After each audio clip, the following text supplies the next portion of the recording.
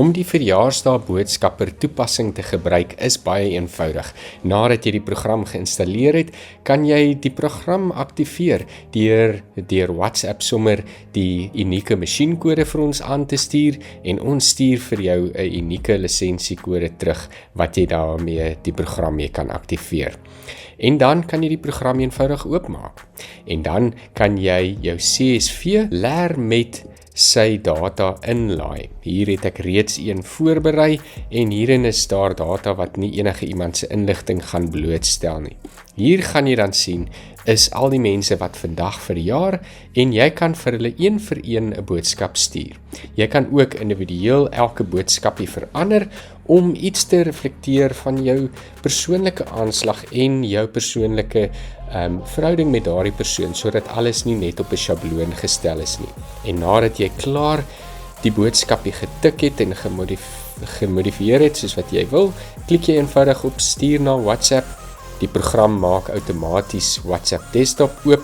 Hy gaan 'n chat begin en soos julle sien, hierdie is nie die regte nommer nie en daarom gaan hy op hierdie stadium nie hier na hierdie nommer boodskapie stuur nie. Maar jy sal sien, hy maak sommer klaar in die regte plek oop, die boodskapie is klaar daar en jy kan in WhatsApp desktop dan net die boodskap aanstuur. Jy kan ook die sjabloon verander. In Engels is dit 'n template en dit doen jy baie maklik.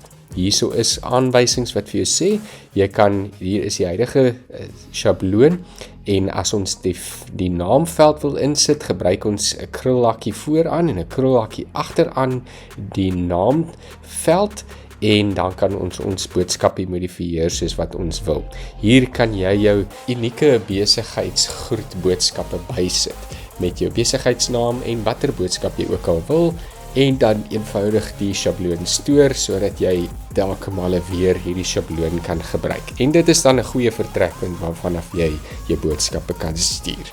Soos julle sien, dis 'n baie eenvoudige program, maar baie effektief en dit gaan jou lewe sommer baie vergemaklik. Ek hoop jy gaan sommer vandag jou lisensie koop en die program aktiveer en begin gebruik.